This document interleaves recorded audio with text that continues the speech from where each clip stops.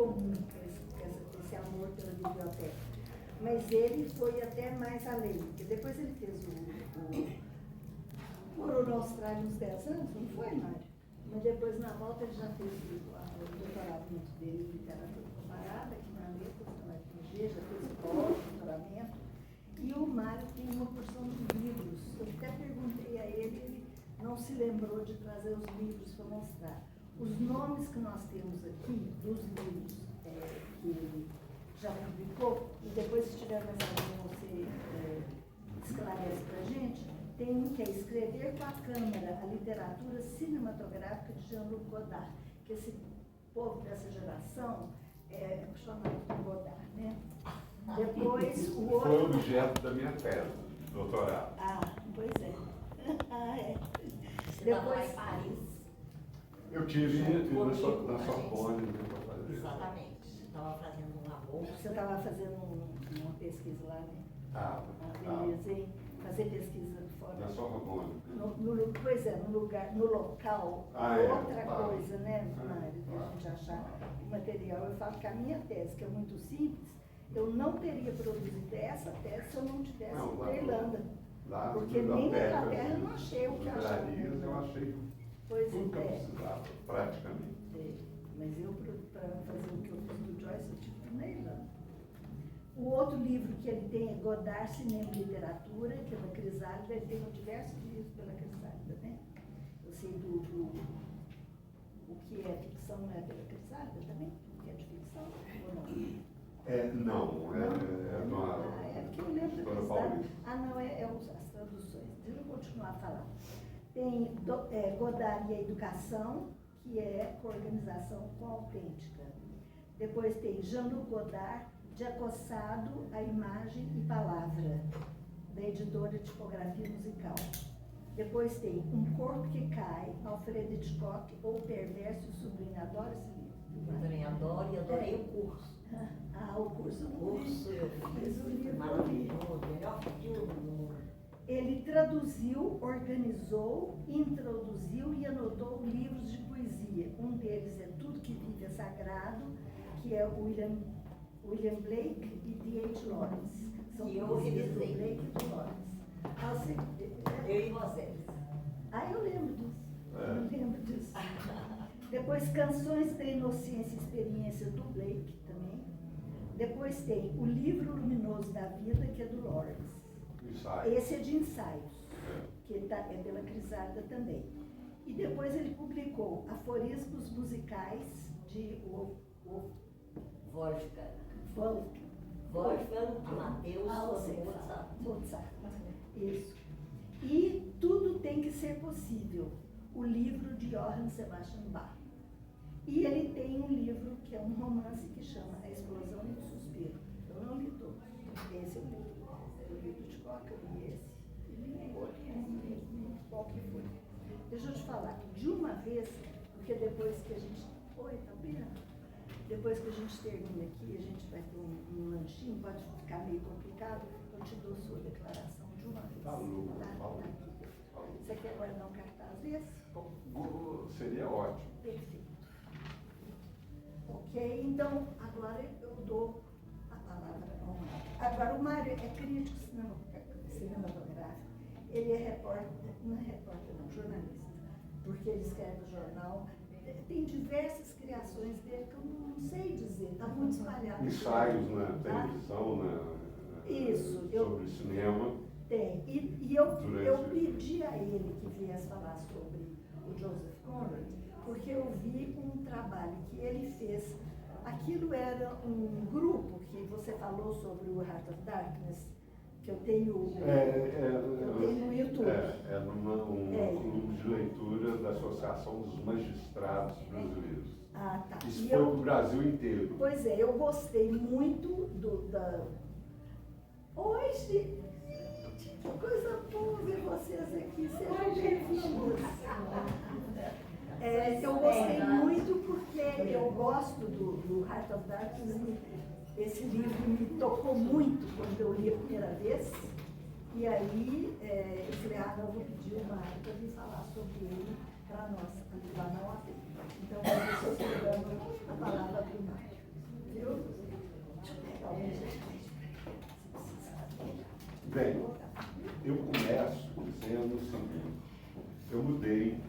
inteiramente o título da palestra. Agora, a palestra se chama A Poética do Horror, não a poesia do horror. Por quê? Porque eu quero falar mais do procedimento de como Conrad ele tratou o horror poeticamente. Então, é uma poética. Eu quero falar da ordem que deu, da forma que deu, um pouco por essa razão. Então, a poética do Coração das Trevas, de Joseph Conrad, a poética do horror. Eu cito aqui, eu tenho duas citações para abrir essa palestra. Uma delas é do grande Otto Maria Carpo. Conrad é um grande poeta descritivo em prosa. A outra seguinte é de um autor que eu gosto muito, que eu traduzi, inclusive, a Beguinha falou dele, é o G.H. Lawrence. Ele fala o seguinte: os artistas costumam ser tremendos mentirosos, mas sua arte, se for arte, não deixará de relatar a verdade do tempo, do seu tempo. Jamais confie no artista, confie na obra. Vocês, como eu, estarão se perguntando por que esse título, A Poética do Horror, ele não é absolutamente contraditório? Poesia não é, sobretudo, beleza, forma, inteligência, uma das mais nobres criações da humanidade? Certamente que sim, pelo menos eu acho. O horror não é abjeção, rebaixamento, incapacidade, uma das mais degradantes qualidades, ações ou pensamentos do ser humano? Temo que sim. Mas a coisa não é tão simples. O objetivo da minha fala hoje, num certo sentido, será a tentativa de explicar esta contradição que talvez não seja exatamente uma contradição. Para fazer isso, começo com duas citações que apenas começarão a colocar o problema.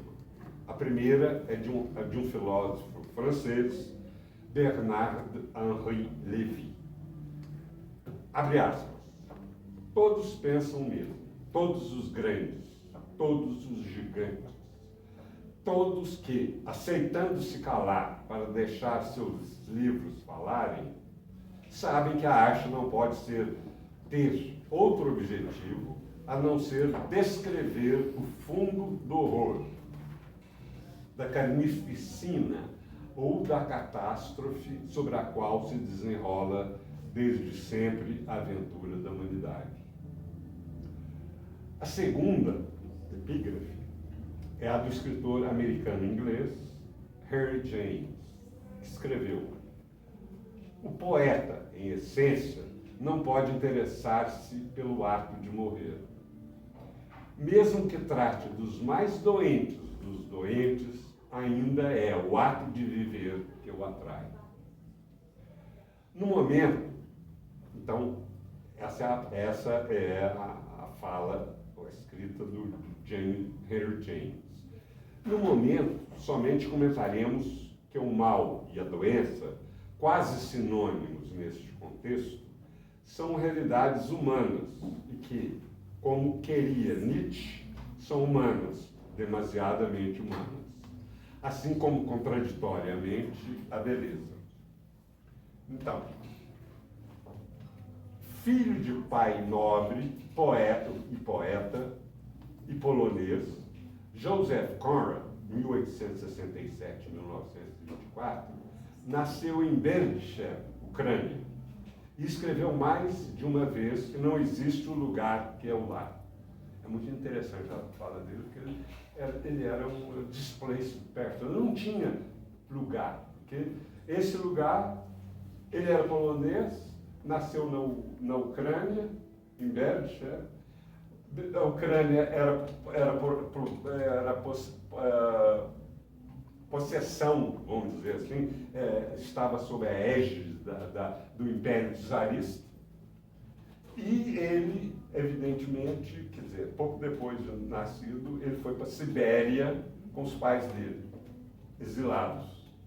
E ele sofreu o que sofreu todo mundo que foi para a Sibéria. Depois ele morou na França e trabalhou, deixa eu continuar aqui. Polonês nascido na Ucrânia, território pertencente ao Império Russo no século XIX, cedo, menino, ele foi deportado e exilado com os pais para a Sibéria. Morou na França e trabalhou na Marinha Mercante Francesa. Depois, na Marinha Mercante Britânica. Quando se aposentou, começou a escrever romances, contos e novelas em inglês. Falava o polonês, o russo, o francês e o inglês. Foi um bom europeu. A palavra Europa, segundo os especialistas, deriva de uma palavra semítica que significava, prestem bem atenção, trevas e escuridão.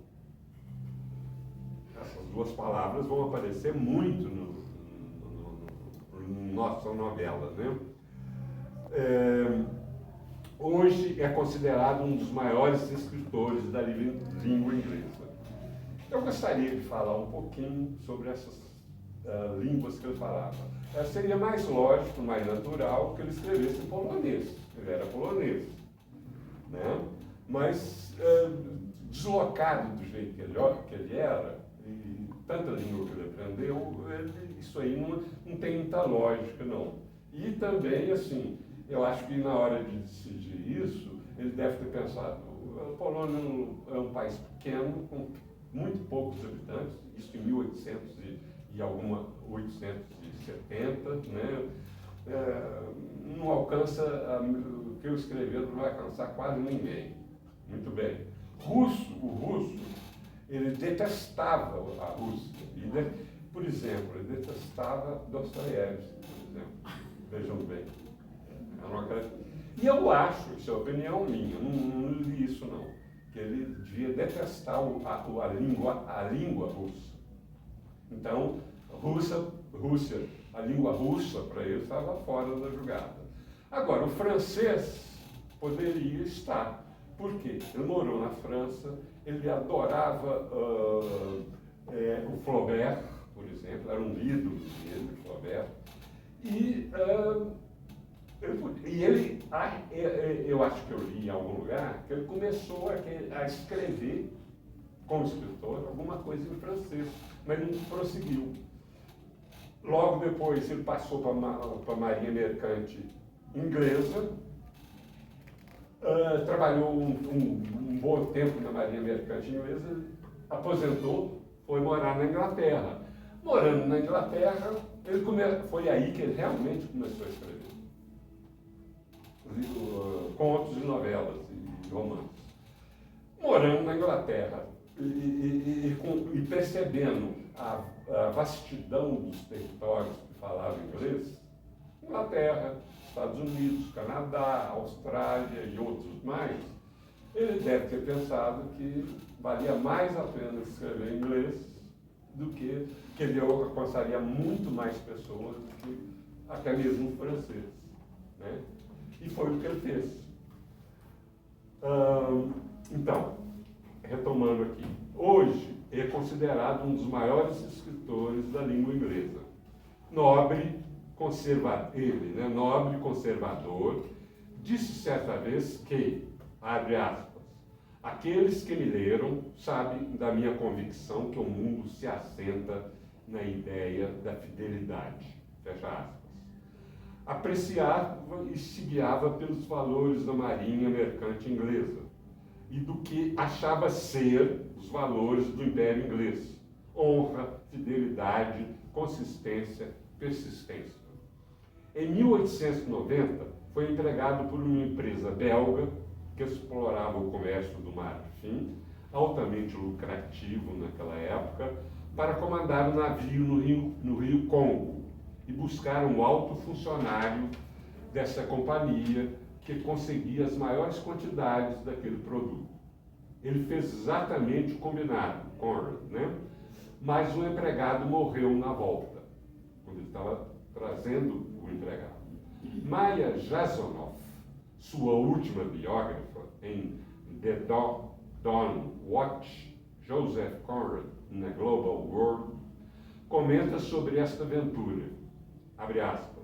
Ele viu no Congo um regime europeu de apavorante ganância, violência e hipocrisia, e deixou a África num estado de desespero psicológico e moral, para não falar das doenças somáticas e corporais que teve o resto da vida. Fecha aspas. E, acrescento eu, doenças estas que terminaram por matá-lo. O que estava acontecendo no Congo, naquele momento, entre 1887 e 1907, foi resumido pelo escritor alemão moderno, morreu em 2001 na Inglaterra, W.G. Sebald. Eu não sei pronunciar isso, viu? Você que saberia me dizer. Ele escreve S-E-B-A-L-D. Eu não sei se você conhece esse escritor. Não conheço. Da seguinte maneira, no seu livro Os Anéis de Saturno. Em toda a história, abre aspas, em toda a história do colonialismo, em grande parte não escrita, existem poucos capítulos mais sombrios do que a chamada exploração do Congo. Fecha aspas. Basta dizer que 10 milhões de congoleses morreram com essa exploração econômica. Fome, variadas doenças, cabeças, braços e mãos cortadas, todas as crueldades possíveis e imagináveis, etc., etc. O filósofo inglês Herbert Spencer, 1820-1903, contemporâneo da exploração congolesa e de Conrad, justificou assim este genocídio. Não foi menos do que isto o que os belgas lá fizeram. As forças que estão trabalhando, abre aspas, as forças que estão trabalhando o grande esquema de felicidade perfeita não estão tomando conhecimento de sofrimentos acidentais. Exterminam tais seções dos seres humanos que atravessam seu caminho. Seja ele humano ou bárbaro, o obstáculo precisa ser eliminado. Fecha aspas. A catástrofe congolesa foi tão intensa que ressoa até hoje. O atual rei da Bélgica assim reconheceu a responsabilidade pelo que seu país realizou há mais de 100 anos atrás. Abre aspas. Gostaria de expressar meus mais profundos pesares por essas feridas do passado. Na época do Estado Livre do Congo, 1877-1907, foram cometidos atos de violência e crueldade que ainda pesam na nossa memória coletiva. Fecha aspas. É um fato conhecido de todos que Conrad utilizou muitos detalhes de sua experiência pessoal no Congo e a realidade apocalíptica que presenciou naquele país, naquele momento histórico.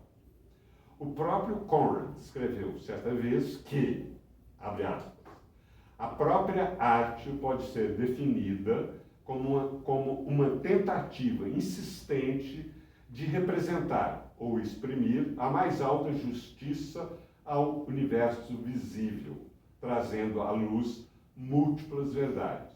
Fecha aspas. Apesar disso, a literatura não é somente descrição da realidade tal qual a vemos, sentimos ou percebemos, embora seja isso também. Maya Jasanoff, a propósito de Conrad, afirmou, abre aspas, o que é um romance, depois de tudo, senão um trabalho de imaginação? Realidade e imaginação, portanto. Fecha aspas na imaginação.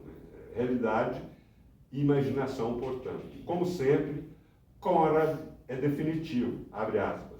Um homem que publica o segredo da sua imaginação sublinho imaginação aqui, realiza um rito religioso.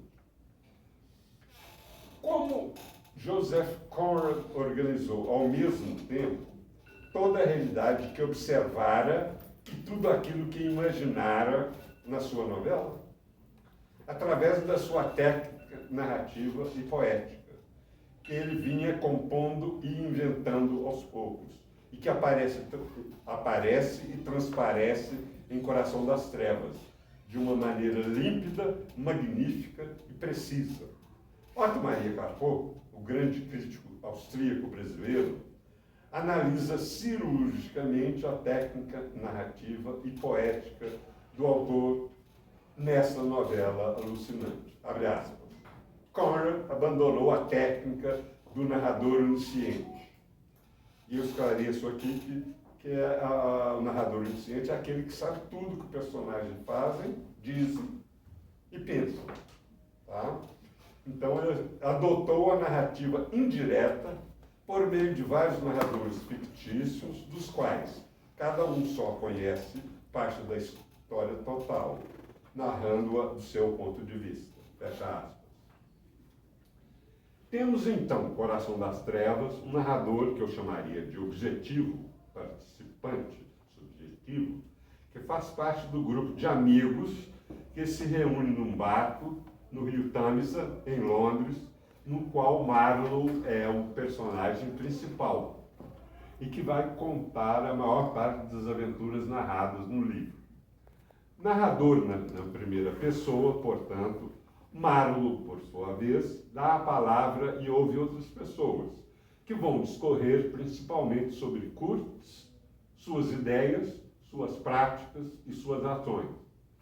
Ao final e ao cabo, o que temos, então, é um caleidoscópio, ou feixe, se quiserem, de narradores, que completa e, ao mesmo tempo, contradizem a narração principal, tornando-a singularmente rica, complexa e contraditória. Uma polifonia de narradores e de narrações, portanto. Eu gostaria de lembrar, né, vocês que leram o livro, que quem começa a narrar o livro não é o Marlowe, vamos dizer, o narrador Marlowe. É um dos participantes desse grupo que está reunido num barco no Tâmisa, perto de Londres. Ele que começa a narrar e apresenta o Marlowe. Apresenta assim para os leitores. E de repente o Marlowe começa a falar. E aí ele toma a voz, ele toma a narração para si e narra todo o livro, exceto quando ele dá a palavra para outros narradores, né? Então, um dos efeitos mais surpreendentes dessa técnica narrativa e poética de Joseph Conrad é que o personagem mais importante da novela, Kurtz, só aparece no final do livro e morre pouco depois. Sua presença física na obra é curta e resumida. Quase tudo sobre ele é antecipado por vários testemunhos e narradores e avaliado por Marlowe depois que ele morre. Refratando os pontos de vista narrativos, Conrad nos dá não apenas uma realidade, mas várias. Resumindo tudo, Carpo escreveu magnificamente. O caminho para transformar essas experiências em arte é a sua técnica do romance. A sua literatura é a tentativa desesperada de iluminar as trevas para pôr ordem ao caos. Fecha aspas. Detalhe importante. A imprecisão da narração e dos vários narradores, suas indecisões, parcialidades e dúvidas, sugere que nós, leitores, completemos o que está faltando. Brian Eno, um músico pop, num texto sobre a musicalidade do texto joyciano, no livro The Book About Everything, diz a propósito do trabalho do leitor, qualquer leitor, abre aspas, pare de pensar sobre as obras de arte como objetos e comece a pensar sobre elas como alavancas para experiências. O que faz uma obra de arte boa para você não é alguma coisa que já está dentro dela, mas alguma coisa que acontece dentro de você. O próprio Conrad fecha a questão. Uma obra de arte é muito raramente limitada a um sentido único e não necessariamente tendendo para uma conclusão definitiva. Bem, retomando então um pouco a narração que Conrad faz, ou Marlowe faz no livro, no Coração das Trevas, então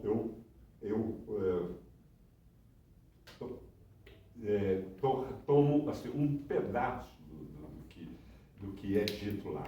Já no início de Coração das Trevas, e praticamente durante toda a novela, Joseph Conrad traça um paralelo das trevas e escuridão em Londres, no Tâmisa, onde Marlowe está num barco entre amigos, narrando sua experiência congolesa, e aquela reinante na África, no Congo.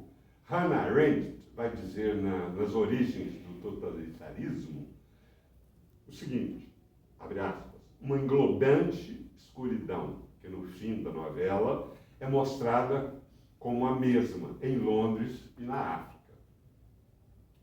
Fecha aspas. Eu somente acrescentaria no final e no início da novela, e aliás durante toda a novela, essa comparação ele sempre faz. Inclusive, ele compara, e compara também a Inglaterra de 2000 anos atrás, uma terra bárbara, invadida pelo império mais civilizado naquele momento, o romano, ao que vai tratar posteriormente o estupro belga do Congo. Cito, aqui, e ele está falando da Inglaterra, também foi um dos lugares tenebrosos da terra. As trevas ficavam aqui ainda ontem. Fecha aspas. Muitas descrições do tratamento desumano dos trabalhadores negros no Congo estão semeados na novela. Como, por exemplo, o primeiro contato de Marlowe com o local onde estes trabalhadores iam morrer, quando já não davam conta de continuar vivendo. Cito, abre aspas, estavam morrendo aos poucos, era muito claro. Não eram inimigos, não eram criminosos, não eram mais coisa alguma que fosse terrena. Nada mais que sombras negras da doença e da fome, jazendo de cambulhada na penumbra verde, trazido de todos os recantos da costa, com toda a legalidade, olham bem essa frase, com toda a legalidade dos contratos temporários. Nós estamos ouvindo falar muito de contratos temporários atualmente, e da legalidade deles, né? Então, muito interessante. Perdidos em terreno hostil, alimentados com comida estranha, porque eles não eram daquela região exatamente, eles vinham de várias regiões do Congo, então uma comida que... E a comida que ia para eles era comida provavelmente enlatada, já naquela época, a comida ocidental, então vejam só. Então, alimentados com comida estranha, adoeciam, tornavam-se ineficientes e finalmente lhes permitiam que se arrastassem até ali para o descanso. Aquelas formas moribundas eram livres como o ar e quase igualmente insubstanciais. Fecha. E Marlowe comenta, abre aspas, qualquer coisa pode ser feita neste país. Parece um pouco o Brasil, né? É o que qualquer coisa, durante 4 anos, pôde ser feita nele, né? Eu acho que a gente pode fazer essa comparação. E Marlowe comenta, e foram feitas, e estavam sendo feitas, segundo narra a novela, em vários momentos. E principalmente por Curtis. cito a novela, toda a Europa contribuiu para a feitura de Kurtz. Parece que o personagem Kurtz, tem pai alemão, mãe inglesa, nasceu na Bélgica. Então, ele é um resumo da cultura europeia. Então, e principalmente por Kurtz, aquele funcionário da companhia belga que conseguia mais marfim naquela região do que qualquer outro empregado dela. Como? Usando de todos os recursos possíveis e impossíveis, como é descrito repetidamente na novela. Primeiramente, com uma ideologia benemerente, que Kurtz escreve num documento falando de todas as benesses que a civilização, muitas aspas, poderia trazer aos bárbaros, muitas aspas também, africanos, abre aspas, pelo simples exercício da nossa vontade, podemos exercer um poder praticamente limitado para o bem. Isso é uma fala, um texto do Kurtz. Fecha aspas. Mas como quase sempre acontece,